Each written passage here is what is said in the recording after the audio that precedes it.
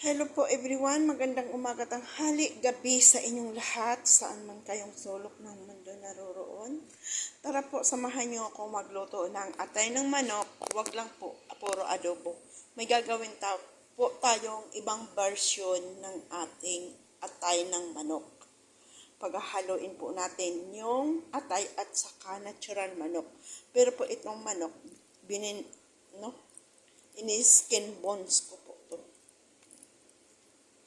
Mangangailangan tayo ng bawang, sibuyas, pepper bell, laurel, carrots, patatas. Ito pong carrots, binald kong konti para po madali na at saka maganda yung kulay at saka itong patatas, pinag-fried kong half cook lang po. Mangangailangan tayo ng tomato paste, paminta, asin, bitsin, siyempre konting tubig. Tara po, samahan niyo ako. Ayan na po ang ating kawali.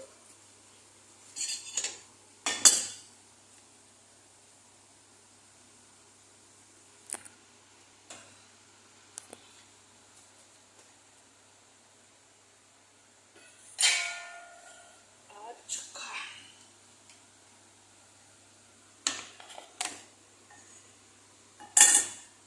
nilagay ko pong oil konti lang. Lagyan na natin ang sibuyas.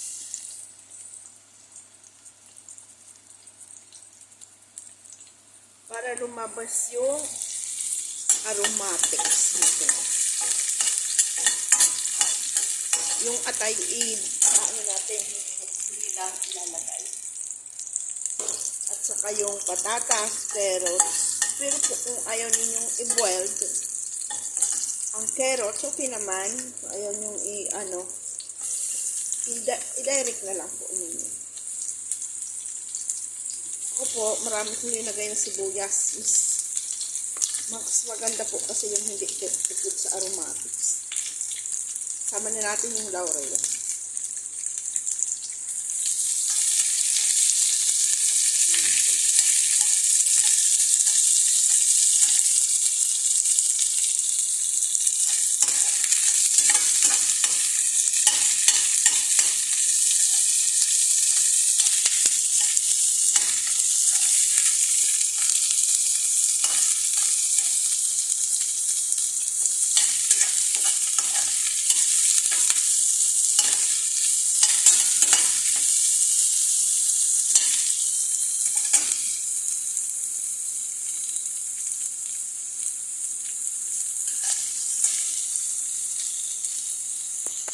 Dapat natin sa malaking apoy.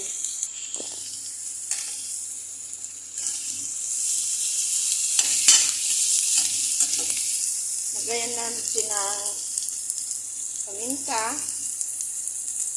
asin, ajinomoto.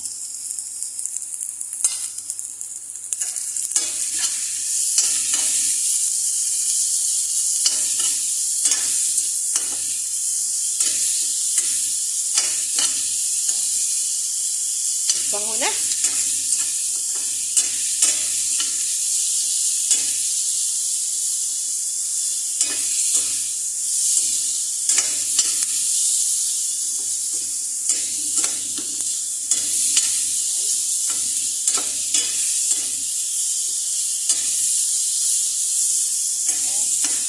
Lagyan na natin yung ating manok.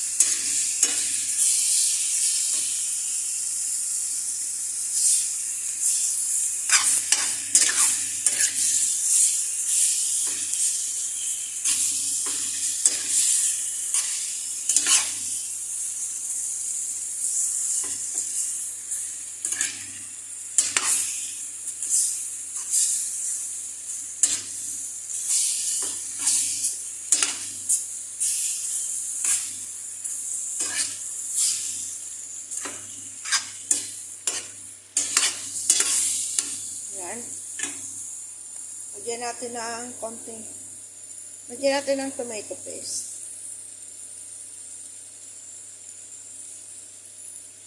Kayo na po bahala magtansya.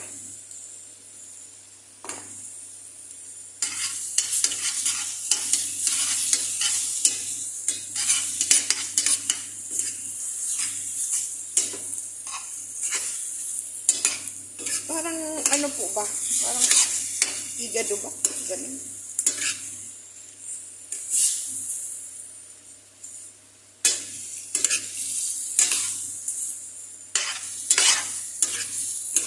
Parang style lang higado.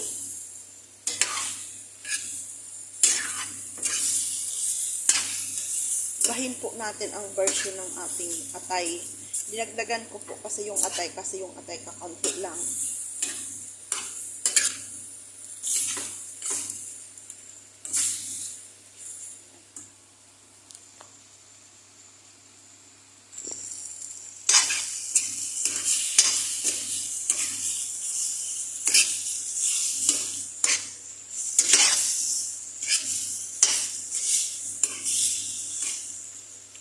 Yun na natin ang tubig. Hot water na po yan, oh.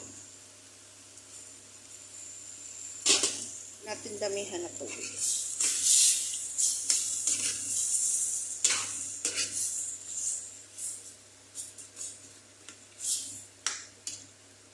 Huli natin ilagay yung atay kasi yung atay po, malapit, madali lang yung atay ay.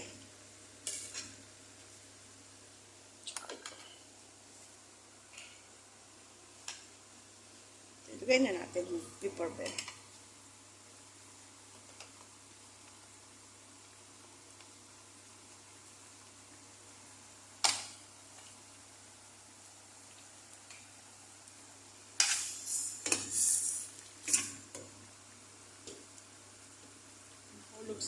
Ricardo.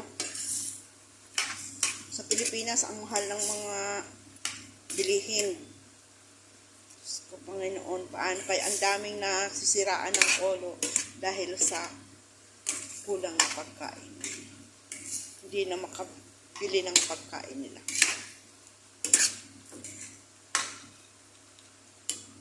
Paano na lang kaya sila? Kawawa naman.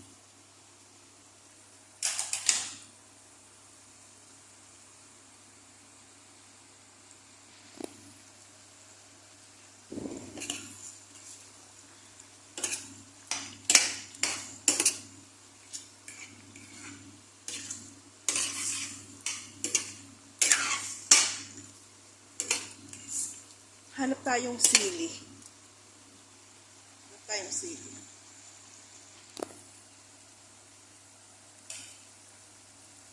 Lagyan natin ng hot chili.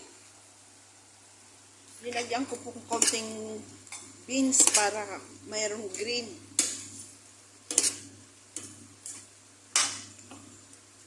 Ayan.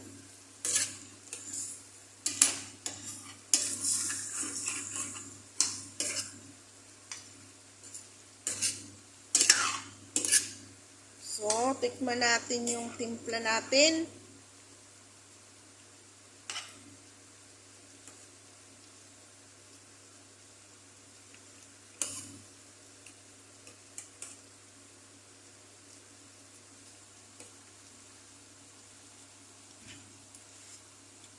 Tabang.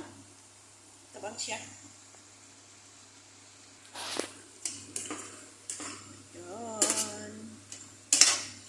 So, ilalagay na po natin yung ating atay. Kasi po ang atay, madali lang po kasi ang atay ay.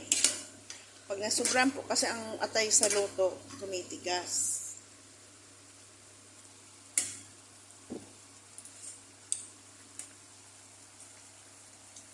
Tabang.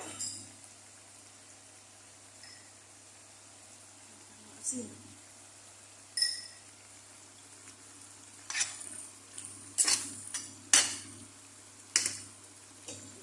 Tubig.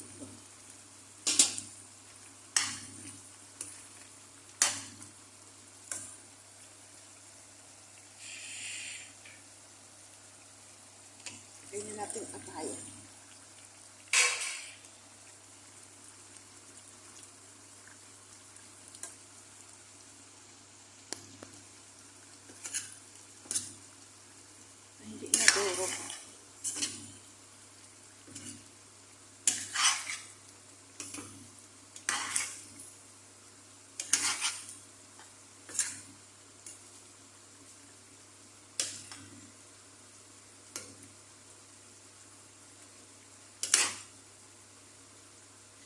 itong isang sili, durugin natin. Para may kaunting sipa. Maanghang po kasi itong sili na to ay.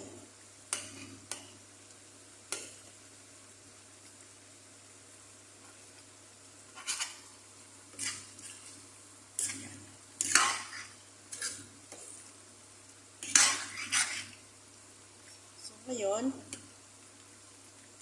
ang iisunod natin dyan yung carrots na at saka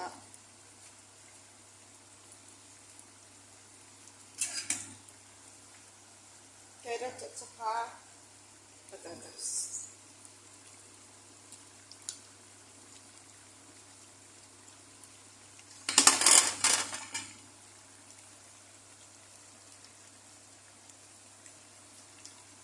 Tumangkas siya.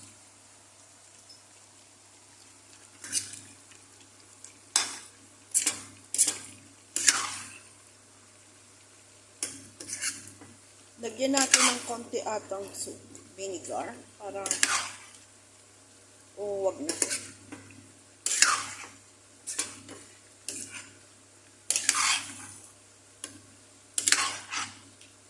O, diba ang ganda na ng kulay?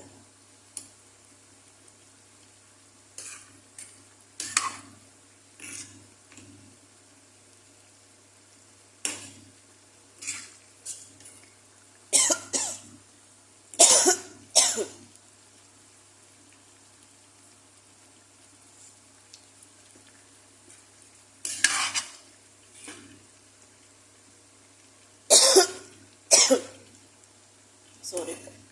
Naano ko nung sili ba? Maanghang.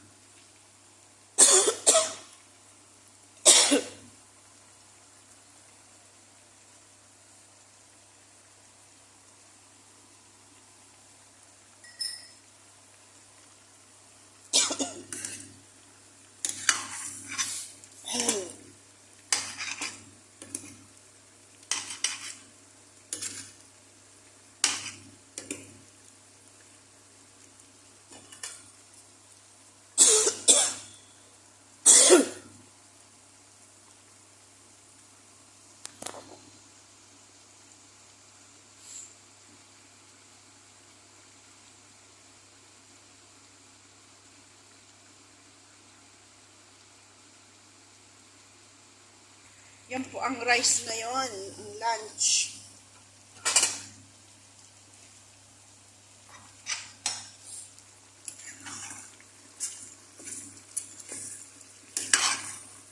Hilaw pa yung ano natin, atay, dumudugo-dugo.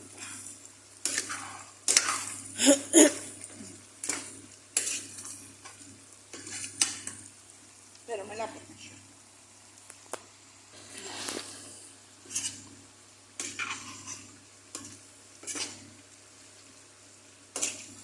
Sarap nito.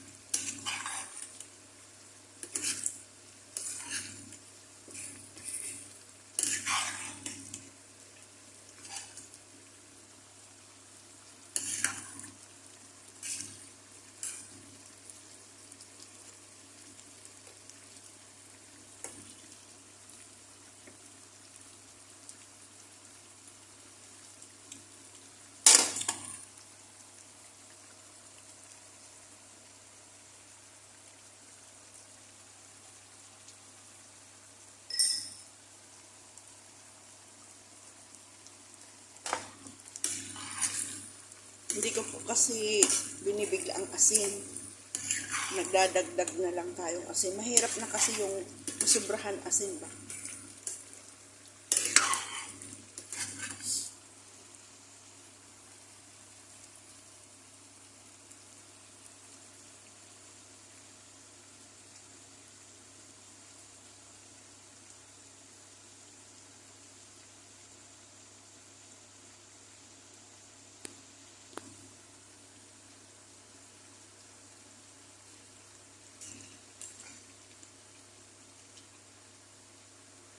Yung atay natin durog, hindi ko alam bakit. Nakalagay naman to sa styrofoam.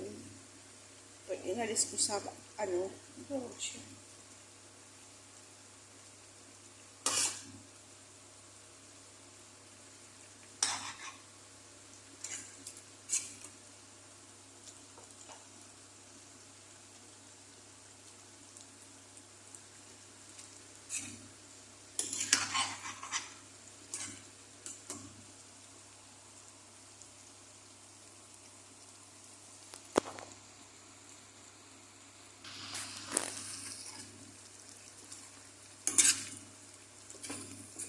Ang bango na. So, ayan na po. Luto na po ito.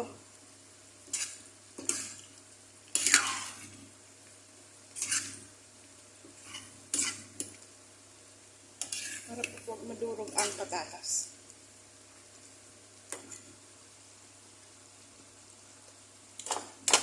Kalami.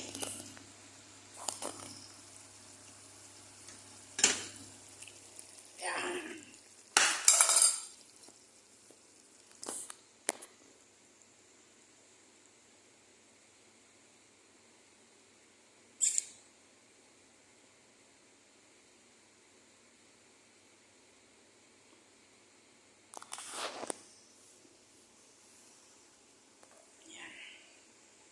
Tikman natin. Yan. Kumuha tayong konti. Tikman po natin.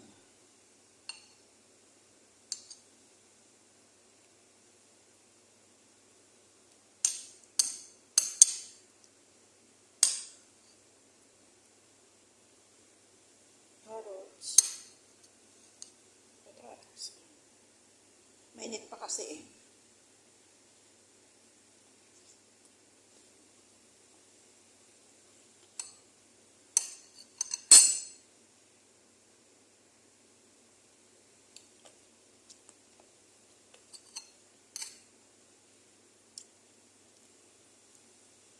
Ito naman pa yung atay.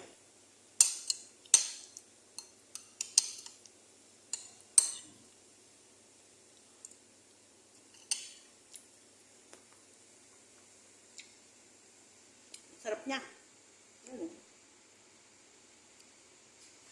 Ginisa ko po ito sa bawang sibuyas. Yan. Sarap niya.